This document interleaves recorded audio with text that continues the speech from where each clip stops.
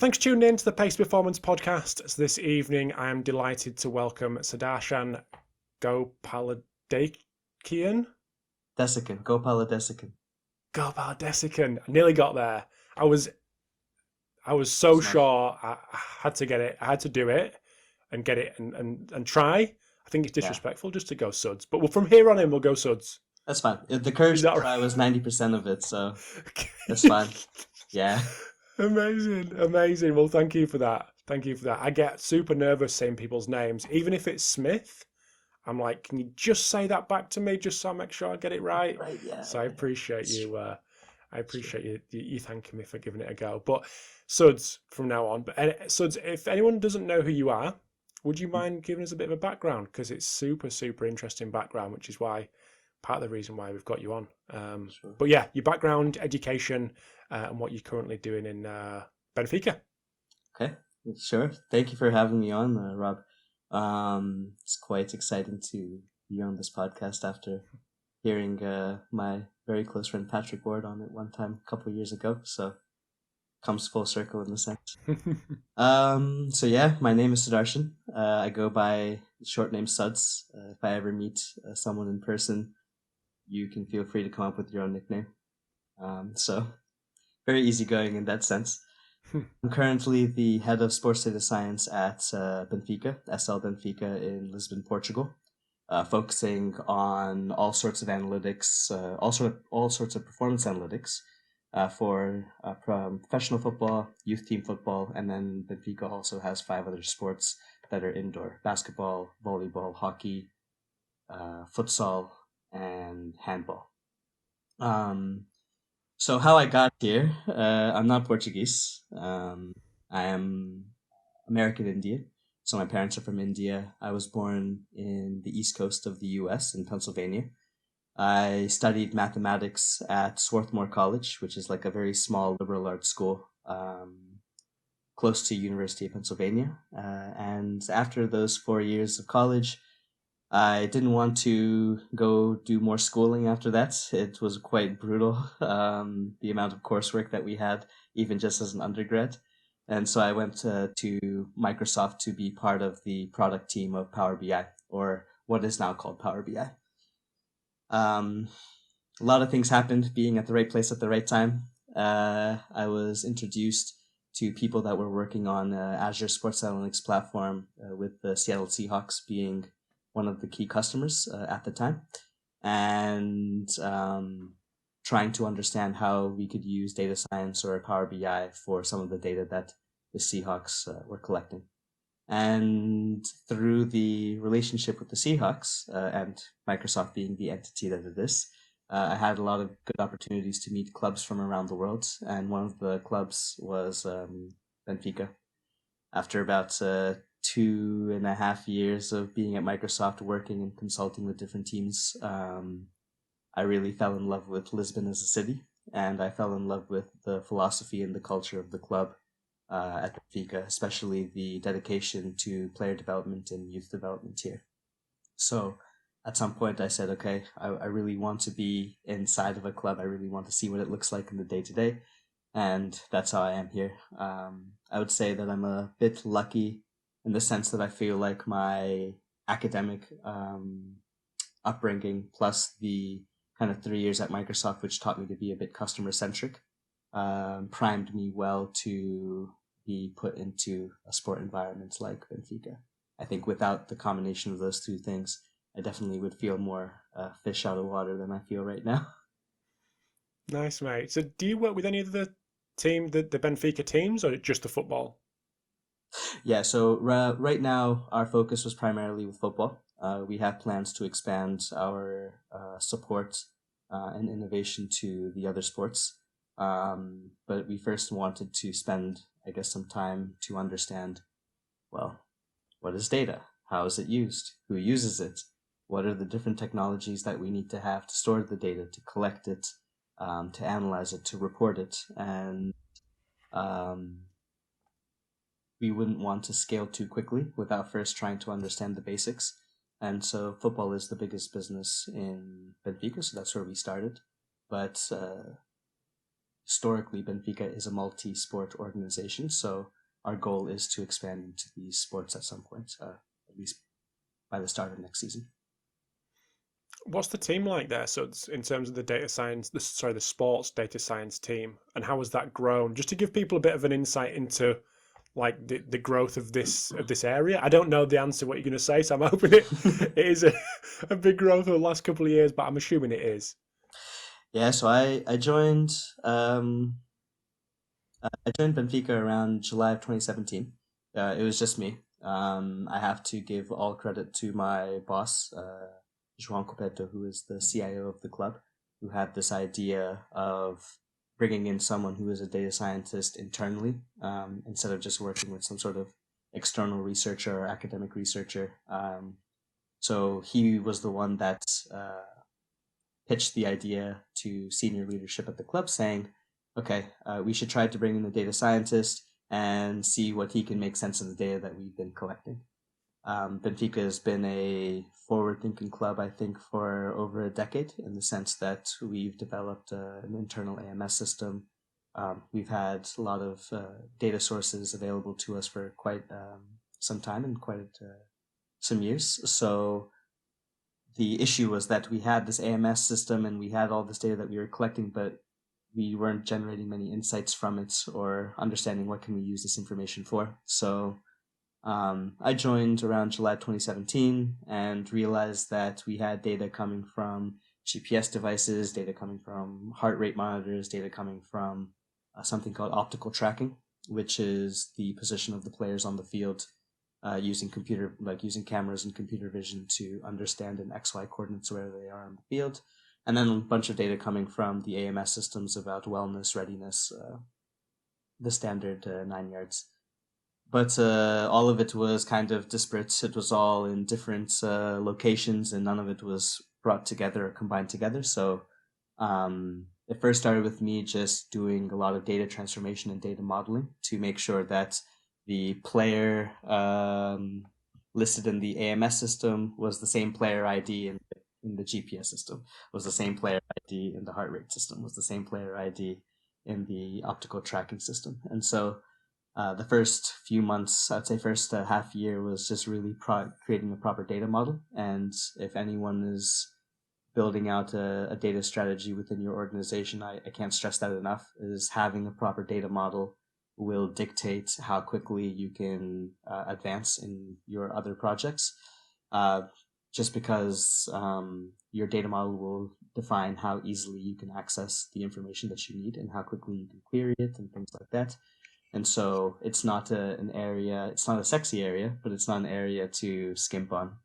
So first 6 months was really focusing on that. And then we did like an audit of all the different sort of requests that we were getting within the club. And we realized that my 2 hands weren't enough for, for being able to handle all of that. So we brought 2 more people on from college, straight out of college. So they were more junior data scientists, but we brought them on because they love football, they love Benfica, and they were willing and curious to be part of something new within a very historic club. So when we had the 3-man team, we split our work between tactical analysis, human performance or sports science, and then the third section was more youth development, or like administrative youth football. And so we did that for about 1.5 years, but the thing about it was we were very reactive, so we just kept answering questions that people asked of us week to week, day to day. Everything was very reactive and nothing really fit into a bigger picture. And so in the last 6 months or last 8 months, we've really been trying to understand how can the sports data science team be an arm within the organization to act as the group that reflects on processes, that tries to understand, okay, we hear people or we hear the subject matter experts asking these sorts of questions. It fits into this bigger topic of trying to understand how we can measure a player's fitness or fatigue levels without introducing too many touch points to the process or introducing too much of a staff burden. And so I would say that now we're a team of about 5 people, 3 data scientists, 2 data engineers, 2 data analysts, who help us make sure that the data is modeled well. And our main goal is primarily to serve as the reflective arm of the club, to analyze the data that we have, to reflect on the processes that we have, whether current or suggesting new processes that could help as well. And then working with the subject matter experts, whether they're video analysts or sports scientists, to validate the idea, to rapidly prototype what something could look like, a proof of concept. And then if that all looks good, then put something into production and implement something that can hopefully go on the pitch. So many questions off the back of that. Firstly, the Microsoft time at Microsoft, and you don't have to say names, but just to give people a bit of context, yeah. From the team that you came from at Microsoft, and maybe other teams as well within the organization, how many clubs will you be, or how many clubs will be tapping into your expertise at one time? Because at Microsoft. At Microsoft, yeah. I mean, I know you said you were working with the Seahawks, but how many other Seahawks kind of communication is there with various clubs? Is it quite a small number? Is it quite large? It was quite large from the first phase of the fact that many teams use Office 365, many teams use Excel, and many teams want to be able to understand what they can do with their data. So the number of teams we spoke to in initial phases, I think, was quite large. And it was good enough experience for me to speak to teams to understand what their pain points were, to understand what they cared about. But the number of teams that we actually worked with, I maybe could count on both hands or even one hand. Simply just because even 3-4 years ago, the idea of using cloud-based analytics, something that you need to develop yourself, it's not something that's just coming directly out of the box, wasn't one formulated well on our side. So I think we might have come across in those beginning years as too nerdy, as too technical, without really understanding the context of sports organization. And I think on the other side, sports organizations didn't have a clear understanding yet of what they really wanted to do, or how they really wanted to use the data and how they could implement that in a day-to-day perspective. So the number of teams we actually got to work with was quite small. Although I hear now that Microsoft does work with quite a good number of teams, but they're mainly non-football teams. Football teams are a different beast when it comes to analytics and then implementing whatever you learn into the pitch. So when you say football, it's soccer, you mean? Soccer, yeah. Okay, Soccer. Yeah. No, I'm happy with football. I'm just thinking of your time with the Seahawks and me thinking, is it football or soccer? No, that's good. That's good. I've lived in Portugal 3.5 years, so it's football. Yeah. Nice, mate. And you mentioned there about when you came into the club, there was a lot of data sources, but maybe that cohesion wasn't quite there. And that's something that you've been working on since. Is that something that you've found, again, using your time at Microsoft, that's quite common? That there's lots of data streams, but pulling all these together is the real thing that people are lacking?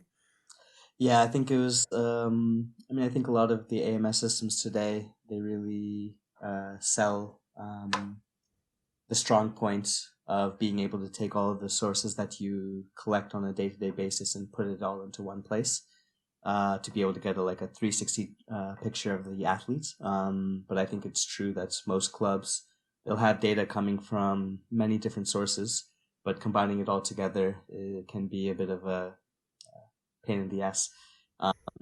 That's primarily, I think it's primarily one of the reasons why football can be a bit siloed at times, is because the video analysts, they'll be working with their tools and they'll be generating their own data, but they're really working with their tools and the data that they know.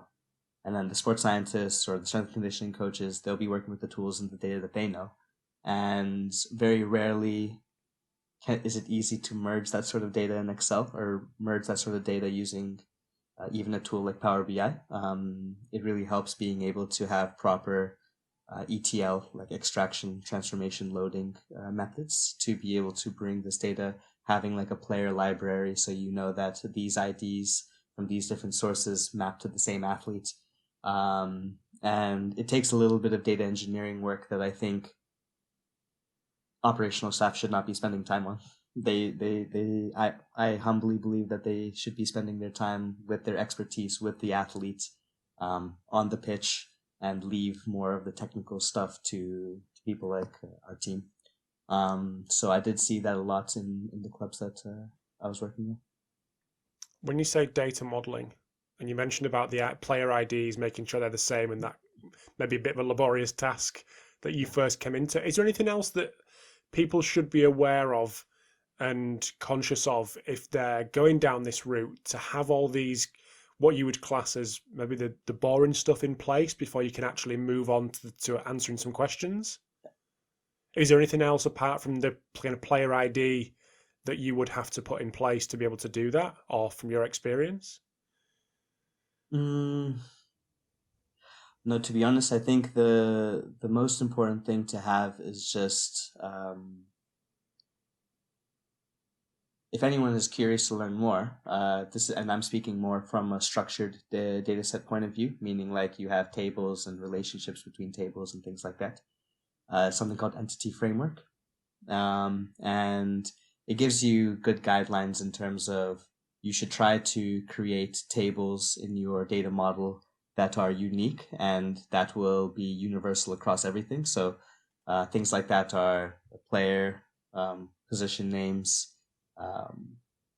competition names, a games table. These sorts of things are very universal no matter what you're trying to analyze. If you're trying to analyze tactical data, you would want to merge your tactical data with some sort of game ID and the player IDs associated with that and the position IDs of those players. If you're trying to merge it with heart rate or GPS type data, you'd want to also then use game, player, position as these universal tables. So I would say maybe the three main things are just making sure that you extract out the data that's most universal and then keep that as what I would call reference tables. Have tables that are going to be unique to the data, to the device. So have a table that is around Catapult. So you'd have maybe one table that has the activity names. Then you'd have another table that would have the period names with like an activity ID. And then that could merge to the activity table that you have for Catapult. I'm only speaking about Catapult because that's what we use here. Mm-hmm. And then you'd have a statistics table from Catapult, and that would have a period ID and an activity ID. And that would have all the statistics for each drill within a training session. And by having it this way, it's really quick to query the sort of information that you need without duplicating information twice or three times. Instead of having the actual activity name and period name in the same table as the statistics name, it makes it quicker to query, and it's a more efficient way of storing your data. So I would say that's probably one of the most important things. The second thing is creating a method to automatically refresh the data. So I would hope that technology helps reduce touch points and helps reduce the amount of work that people need to do manually. And so with these sort of devices, most sports science devices these days do have an API. So spending some time and trying to understand how can I pull data using the API into a database or into my data model, it might take some time upfront to figure out how to do that. If you're not going to buy an out-of-the-box AMS system that can maybe do that for you. So if you build it yourself, it might take some time, but it'll save you a lot of time in the long run for being able to query information very quickly. And I think that's one of the biggest advantages of technology is that we simply are doing work that people have been doing for years, but we can at least now look at data more historically and look at a wider range or a bigger scale of data. Cool. Fantastic. Yeah, that's interesting for me just to get that kind of picture of the almost the boring stuff that goes on behind the scenes before the sexy stuff gets seen, I suppose. Yeah, cool. So the first question. Can't stress it enough. The boring absolutely. stuff, it's super important. Yeah. Working in sport as a data scientist, before we even go there, what is data science? Now, the reason I asked that is because there was a couple of jobs, maybe one or two, that came up in the UK, probably 12, 18, 24 months ago. And they were in an academy, they were a data science job, and you looked at the spec, and it was basically a sports scientist that had Excel skills, and it got hammered a little bit, but I think that probably reflects, and maybe it's got better, but a bit of a lack of understanding of where it actually sits and what it actually is. So it'd be good to get your insight from being in the thick of it. Have you taken your glasses off there? Oh no! Just itching my nose. Just to give a bit of an insight into your thoughts about what it is and where it does fit. So a data scientist, in my opinion, is someone who has a statistics background or a mathematics background or even a computer science background, but has learned how to make use of the advancements that either Python or R or even Rust or Scala or Julia, many different types of statistical programming language out these days. They've learned how to take advantage of these sort of like libraries and packages that very smart people have built and made it easy to use. And so for me, I think data science is someone that uses these sorts of algorithms to build models, whether it's trying to predict something, whether it's trying to classify something, whether it's trying to create like a recommendation system, using the information that we have and going a little bit above and beyond a sort of descriptive statistic type analysis. So I would say a data analyst or a business intelligence analyst is someone that can look at the data, maybe try to come up with some linear trends, maybe do some averages, some month over month or week over week type analysis. But they might not necessarily be able to build predictive models or be able to do statistical inference tests. And so I think a data scientist is someone that adds a little bit of that statistical magic to the descriptive statistics world and does some sort of inference testing, understanding if two populations are very similar to one another or not. I'm sure on this podcast, many people have spoken about smallest worthwhile change and magnitude of inference, things like that as well. And then on top of that, being able to build regression models that can create relationships between two disparate sources. A good example of that would be, GPS and heart rate, or trying to make use of all of the information that we get from a tactical point of view and relating that to performance or creating some sort of overall performance metric. And so these sort of work requires a little bit more than just Excel, and it requires a little bit more than just saying, okay, this person's passing accuracy was this person's total distance was this.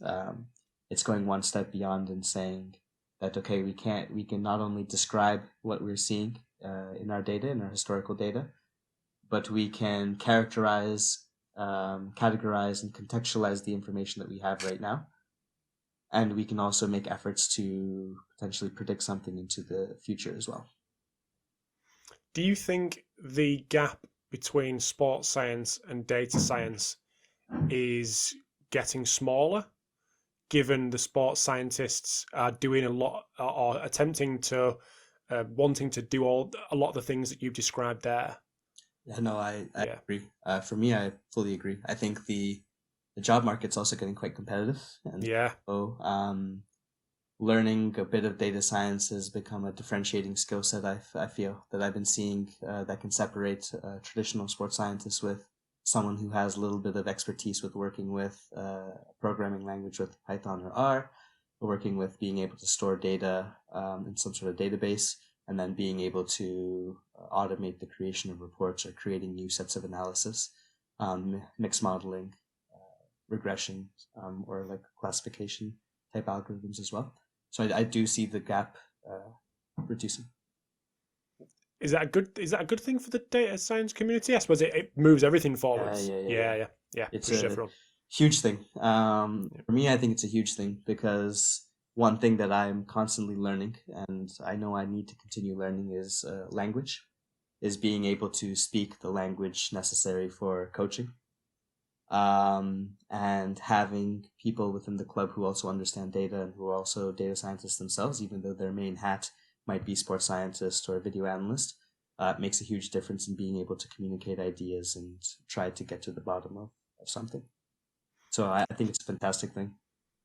I'd like to dive into that language piece. I know we were going to come on to that later, but it'd be good to drag that forward into the conversation now, if Sure. that's all right. Yeah. How important?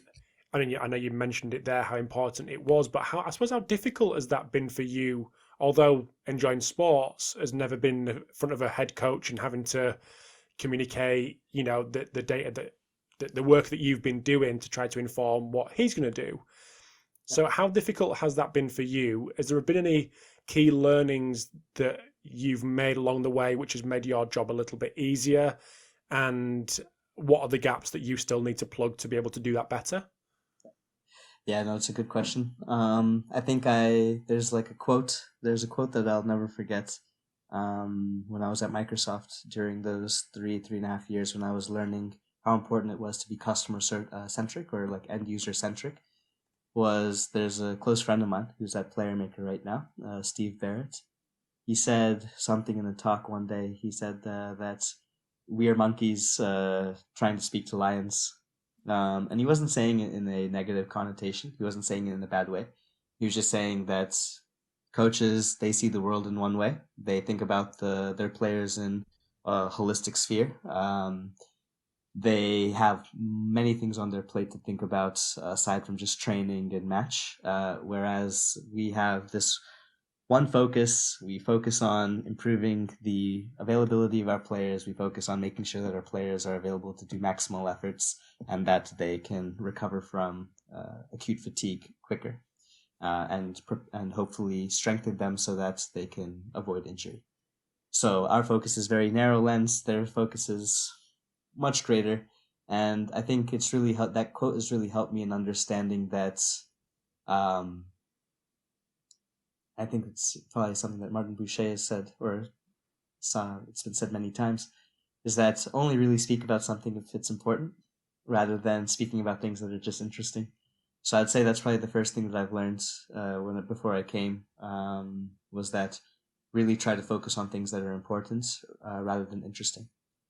Now, when I first arrived at Benfica, being the only data scientist and being a department outside of the core sports functions, my role sits up through the CIO. I got quite carried away with like all the interesting things that data can do and we could do, and I found that a lot of the stuff is just sitting on the shelf. It's just not being used because it's interesting, sure, but it either doesn't fit easily into the operational workflow. It either creates too much of a burden to change how people are doing things right now, and without being able to show the value of whatever project you were working on, it's very tough to then change the operational workflow. So a lot of things are sitting on the shelf because at one point they were interesting. They never really changed from being interesting.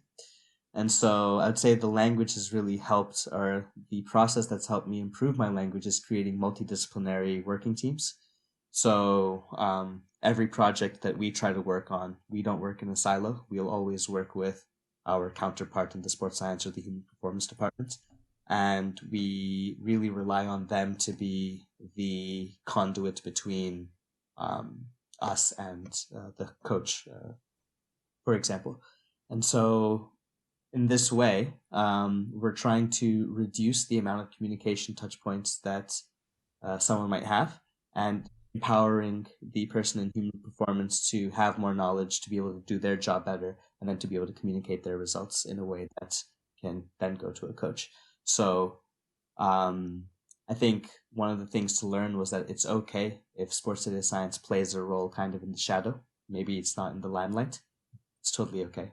And really coming to terms with that and understanding that we're here to improve the workflow of the operational staff is a really big honor. And so our language then needs to just be aligned with the people that we primarily work with, which is video analysts, sports scientists, things like that. And then they have the language and the experience and the expertise to be able to communicate what's important rather than mixing up important and interesting. So I'd say that that's probably been the most important aspect of being able to figure out how to improve the languages, important versus interesting, but then also working in these multidisciplinary teams and relying on the subject matter expertise of the operational staff member to just highlight and improve their workflow so that they can communicate information better. It's really interesting based on some of the things you said, because I spoke to a friend who ironically works at Catapult, who you've mentioned a couple of times, and I was trying to get a bit of a steer on the best users of Catapult, basically so I could stalk them for the podcast. And he said that the people that I think are using the product best are those that are creating a real link into the tactical side of the game and working with analysts and bridging that gap. And I suppose that plays into exactly what you've just said and how you work with the experts in coaching or in sports science or human performance. That's basically exactly what you're saying, bridging these maybe silos that have traditionally been there. You're the one kind of almost pulling these things together, or being conscious that they need to be what you need to be working with them rather than individually. Yeah, exactly. And that goes back to one of the points that I said earlier on, which is I think the role, if an organization does have a data science or sports data science organization that sits outside of the operational day-to-day, or if you might be someone who is taking on the skills of a data scientist and has the time to reflect on what you do in day-to-day and how to improve your processes, I think that's the biggest thing that we provide, is just the ability to look at things from 10 meters off the ground and also 1,000 meters off the ground. So sometimes people just don't have time to look at all the projects that they might want to do, even within their silo. So even within sports science, some people just might not have time to look at all the things that they want to study or investigate, just because the day-to-day can be quite intense. But also, not many people have, at least what I've seen, not many people have the ability to transverse throughout the different departments. So a good example of this is just if we take a look at sprinting. We want to know that, like a coach, okay, so the sports scientist would look at the sprint in terms of, what distance did he cover in that sprint? What was the maximum velocity that the player reached? How much time did he spend before his next sprint, and things like that. And so he would look at the world of that sprint in one way. The video analyst would look at the world of that sprint not in that perspective, but in the perspective of defensively, did it help close down space? Did it help remove passing options of the opponent? Was the sprint a recovery run to be able to cover for maybe someone else that has gone forward? Or from the offensive point of view, is the run providing a numerical advantage in that area of the field where the ball is being played? Is the sprint providing an additional passing option that the opponent team is just not able to defend? And they're not thinking about what's the velocity, what's the distance running. And what I think is quite fascinating is that with data and having a good data model, you can combine the data that we're getting from these optical player tracking solutions that are installed around the cameras, or around the stadium, the cameras that are installed around the stadium, with a GPS device, or with the whatever device you might be using for monitoring external load, and be able to combine this together in a very slick way. So a good example of this is that by looking at the 22 players on the field and their positions and their velocities and their speed vectors, there's a concept called pitch control, which basically creates a heat map of the pitch in terms of how much space is a particular team controlling. And through that, you can also calculate pass interceptability. You can calculate how difficult or how easy a pass might be to make. So you can then understand what are the potential options someone on the ball has. And then if we take a look at the context of a sprint with relation to this sort of pitch control model, we can see if that sort of sprint actually helped increase the team's dominance of a particular area of the field, or provided a realistic passing option for the player on the ball to provide something for. And so here's a really good example of being able to understand how sprints can actually be seen now from the coach's point of view, which then goes back to language. And then these multidisciplinary teams get us all together to speak about a sprint, not just from the physical side, not just from the tactical side, but holistically. Now we can then go and say, okay, these are the sort of successful runs, looking at the subjective expertise of our video analysts. This was a successful run. This was not so much of a successful run. And then we can then start to maybe build profiles about, okay, this is normally what is required to make a successful overlapping run. So we should prepare our athletes to be able to do this quite frequently within the game. And then that's how we are now trying to combine tactical with physical. So it's just one example. It instantly comes into our mind the head coach and how the role of the head coach, understanding not all of what you've just said, because that will be communicated in a way that is hopefully applicable to him and what he needs to know, but the role of the head coach, how much that must have changed over the last 10, 15, 20 years to be able to take the sort of information that you guys are feeding them and interpret that and put that into tactical sessions and programs and formations and instruction. And it's like, wowza, you don't realize the amount of, we're talking about lots of data, but they're getting it all, yes, in a more condensed way, but they're getting it all and trying to understand how this all fits together for Saturday or Sunday. Yeah. And I think that's the silver bullet. That's what I think every club is trying to figure out better. I don't know if anyone really has a proper answer. And if they do, that's their secret sauce, is trying to figure out, okay, we're sitting on all of this information, but how do we then bring this information into the forefront? And so I would say that maybe in the next 3 to 5 years, 5 to 10 years, we will start seeing better implementations of how this all works together end to end, from collecting data from multiple different sources, collecting data from different silos, putting it together and packaging it in a way that can actually be used to make some sort of decision. I'll just end that comment with saying video is king, video is king, video is queen. And if everything can be data-driven, bite-sized video clips, I think that's where a lot of value can then be communicated. Then you don't even need to use language. Video is doing all the talking for you. I think we can trust that, at least from my perspective of just being a data scientist, I can trust that the people around me know much more about the sport than I do.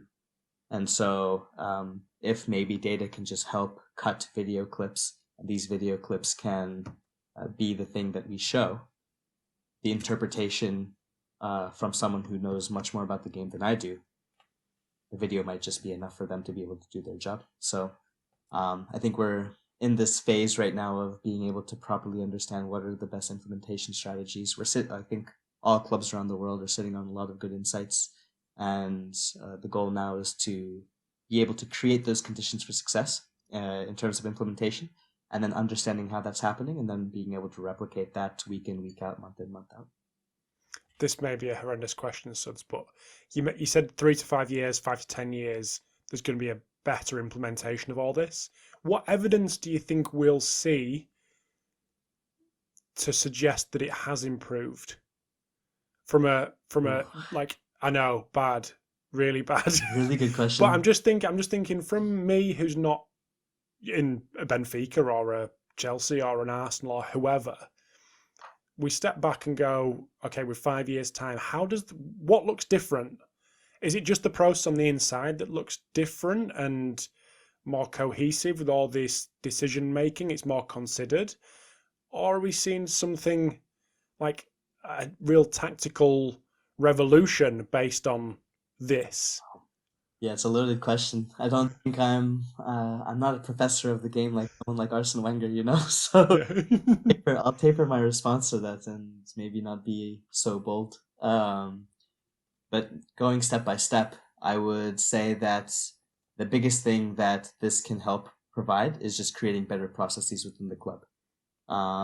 Understanding the importance of being able to react to day-to-day questions that are being asked, but then trying to extract patterns out of the sort of questions that are asked frequently and tying that into a bigger picture. maybe a good example of this is a lot of questions that we always get asked is around microcycle periodization and just load monitoring and things like that. And we're always trying to make sure that we have the report ready for the next morning or that night.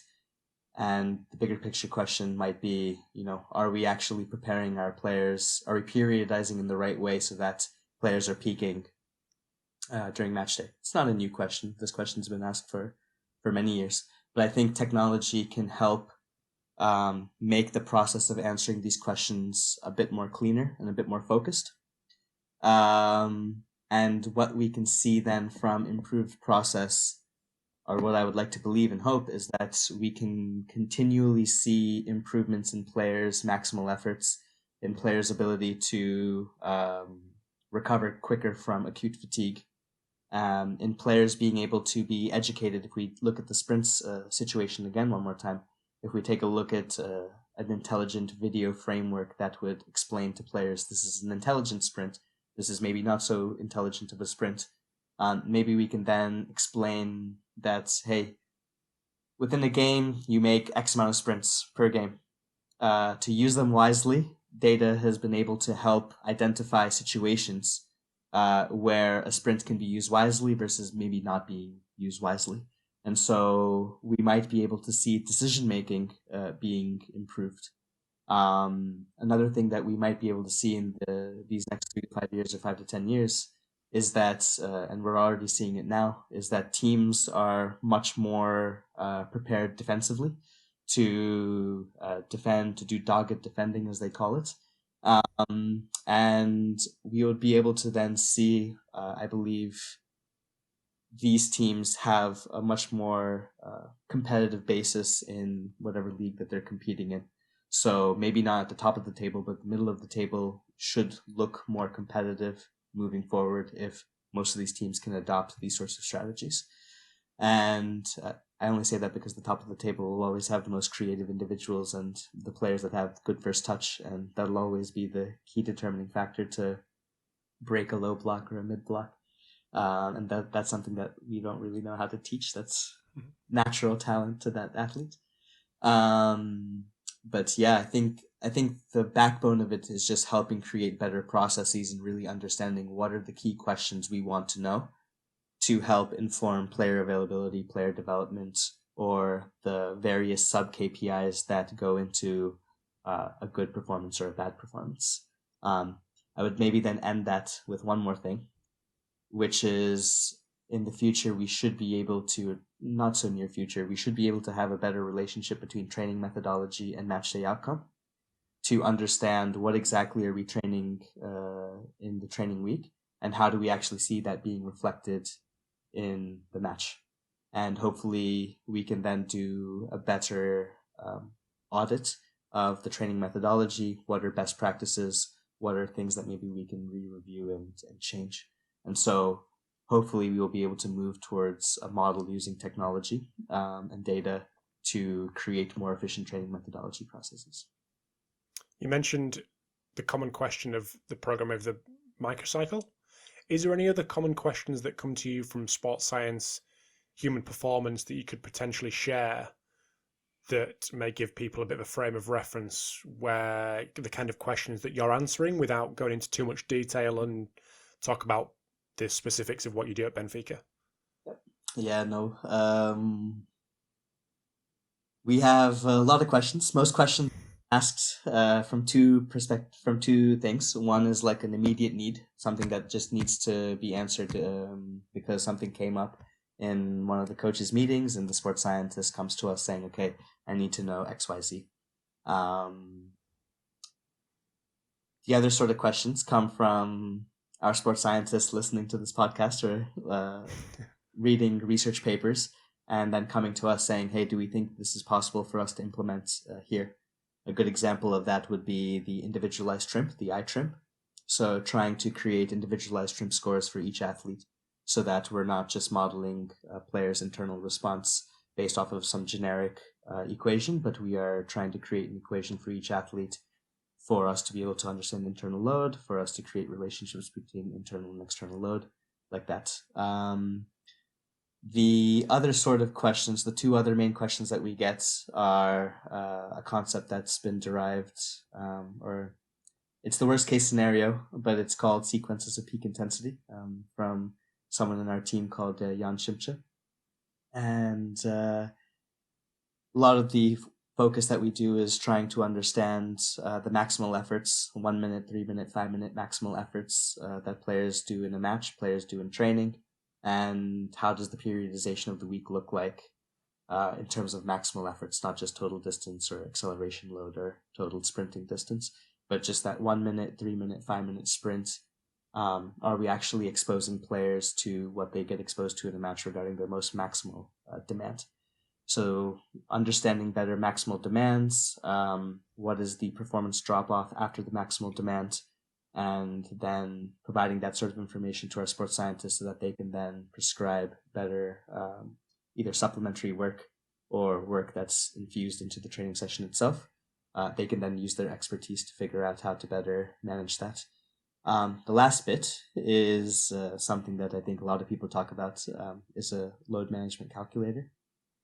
So it's something that I think comes out of the box of many different AMS systems, GPS systems, but it lacks sometimes the contextual information of number of people that are going to be involved in the training session, the rest in between drills, the rest in between sets, the dimensions of the pitch, and these sort of like technical aspects of the exercise itself are sometimes not found within these out of the box solutions. So a data science team, whether it's us or other teams that I've spoken to as well, they try to develop a load management calculator using the historical information that they have of the player for each drill, but then also taking into account the more technical or tactical aspects, the dimensions, the number of players that are going to be involved, the amount of rest that they get in between sets or the amount of rest that they get in between drills.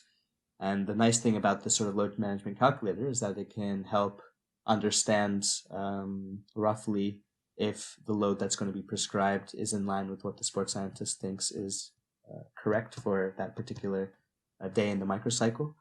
And then it can also potentially flag particular players for either being overworked or underworked.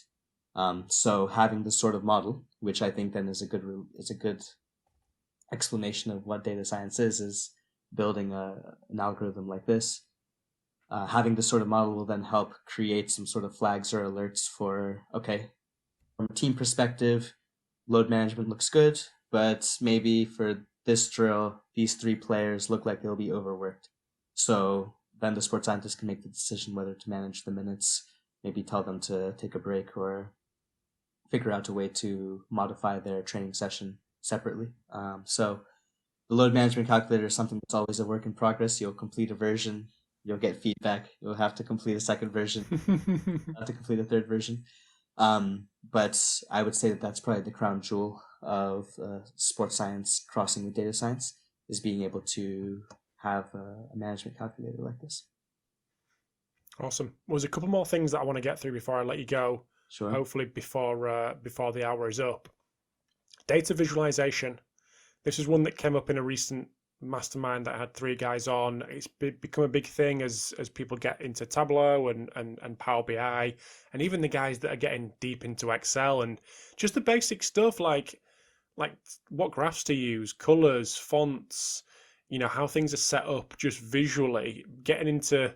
I know there's people out there who are getting into this like serious design and what is aesthetically pleasing to the eye and where the eye is drawn first, like getting into the not, I suppose I say minutiae, it's probably not, it's probably the basics. Is there any key concepts that you live by when it comes to data visualization? Yes, and I think I'm learning every day. Data visualization is something that perhaps I could have spent more time studying when I was growing up, but I'm studying it now as I do this live. Keeping it simple. Like, I think the problem that at least I face and maybe other people face is that when we are learning things and we're learning new things about how to create new visualizations, or we created a new algorithm or got new results from a new equation that we built, and we just want to show it off. It's moving away from the concept of keeping things simple. I think oftentimes a bar chart or a table chart actually really does the trick. It's what people are very used to. It's what people are used to seeing. And if you use a bar chart very judiciously, meaning like use minimal color, use color only when you want to highlight a particular alert or you want to highlight a particular player or positional group, something like this, that can sometimes be enough. And tables in the same way, just highlight certain text that you just want to draw attention to and then leave the rest for numbers if someone wants to look a little bit more closely. I would think also that an important aspect that I really like is that having little text with like a little light bulb next to the visual can also be very helpful as well. So you're already doing the summary of the visual for them, for the end user. And then the end user has that context of, okay, they can look at the title, they can look at the legend, but they have a little text box that has a light bulb saying, okay, this is the key takeaway that is trying to be represented through this visualization. And then just guiding the person to be able to look at the data with that correct frame of reference, I think is very important. Another concept is to always test it internally. So luckily we have a team and we can always look at the visualization and show it to someone else and say, okay, do you get this without me telling you anything? So using a proper title, using colors very judiciously, only just to highlight certain things, and then having kind of like a small little text summary or bigger description. Is that enough for you to get the concept of what's going on? If they say yes within 10 seconds, okay, it's a good visual. If they don't say yes, they say, I don't really understand what you say here, then okay, back to the drawing board. That said, I would say that there are some really good visualizations that can be used outside of the bar and table charts. The radar graph is very good. The dial gauge is very good. So like the sort of visualization that you see on your odometer in your car can be very... People love that, don't they? People love I think it's a great one because you can set different milestones or markers, and then you can see what the actual value is relative to the markers. And the box and whisker is also a really important plot, not only just to show the distribution of your population, but if you want to highlight particular players within the distribution, I found a box and whisker with like 1 or 2 dots highlighting certain players and where they exist on that distribution can also be very helpful. Have you had any resistance to box and whisker plots from coaches with lack of understanding of what's kind of going on? So I primarily will show box and whisker plots for our sports scientists, and okay, no resistance. Okay. No resistance. Yeah. I suppose from a technical coach, that maybe wouldn't go to a technical coach. Box and whisker plot, more for a sports scientist. Yeah, perhaps. Yeah, but like I said, we try our best to help the sports scientists or the video analysts shine, and yes, we don't mind in our organization. We don't mind playing, taking a step back, even if we're not the ones directly interacting with the coach. Yeah. I hear. Cool. One last thing I wanted to get in there. And I think it may be reasonably brief based on what we chatted about beforehand, but it came up in a recent podcast with the guys at the Football Association here in England, and it went down quite well, and there's quite a bit of discussion around it. And there's a gamification of training. Okay. What's your thoughts around that, given this, what we've just speaking about for the last hour and your expertise in this area? What's your thoughts around how we gamify what we do in the gym, on the pitch, with technology? Sure. So I'm not a proper coach. Like, I'm not a coach by trade, so I don't know if I'd be able to properly explain on that. But from a technology point of view, I think technology can help with 2 things. Maybe in one aspect, if there was a player coach app where the coach can send video clips or send information to the player, we can have telemetry in that sort of application to see, okay, how many times is the player actually watching the clip? Is the player actually engaging with this app or not? And we can incentivize behavior that we want to see. So maybe the ideal behavior is having players interact and watching the clips that the coach wants them to see. And we can maybe create an incentive structure with the coach and the player to say, okay, if you guys are watching these clips, we can incentivize some aspect of the training session or some aspect of the recovery session or whatever you do in your free time. So that's something that maybe we can use technology to at least give the coach an understanding of who's interacting with the app, and then have the coach have full power and be at the center of determining what sort of incentives they can create for the athlete. I think the second other aspect is more not on the athlete or coaching side, but on the staff side, is that let's say we want to create or promote ideal behavior of cross-silo communication, or reflecting more on processes, or being able to think of new ideas that might help us push the needle further. Technology just can be a great tool to use to help show that there's a whole world possible to explore your wildest ideas. And having a sports data science team means that the burden for them to do the exploration by themselves, it's not there. Like, they can share the burden with someone like a sports data scientist, or if they have an academic researcher to work with or something like this.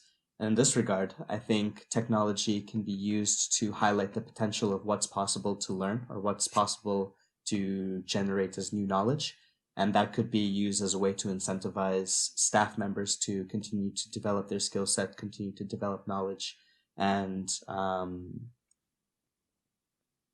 break silos down. Maybe it's either creating new knowledge in the area of sports science, or creating more discussions around what a sprint means on the pitch. And so technology then can be used to enable either sort of scenario, and allow someone to actually explore their wildest dreams. So I think in that regard, technology can be used to incentivize what's next, as opposed to just automating the day-to-day workflow as we know it today. Love it, Suds. Absolutely love it. Thank you very much. Hey, thank you so much, Rob. It's been great. Before I let you go, where can people reach out to you if they want to have a chat? LinkedIn, the best place? Twitter? LinkedIn's the best place. I do have a Twitter, but I'm quite shit at using it. So I'd say LinkedIn the best? Yeah, okay. LinkedIn is the best place. I am quite responsive on LinkedIn, so it's the best place to reach me. Perfect. Yeah. Thank you very much for giving up your time. It's been an absolute pleasure to speak to you, and it's great to hear that we have lots of friends in common. So yeah. it's it's a pleasure to be on here. I look very high up to those friends in common that you speak about, and yes. I think they're all legends, and I've learned a lot from them. So to be following their footsteps, to be here today, it's an honor, to be honest. So thank you. Pleasure to have you. Absolute pleasure to have you. We'll stick around. We'll have a little chat, but officially, I'll let you go. Yes. Thanks, mate. Cheers for giving up your time. Good evening. Thank you. Yep.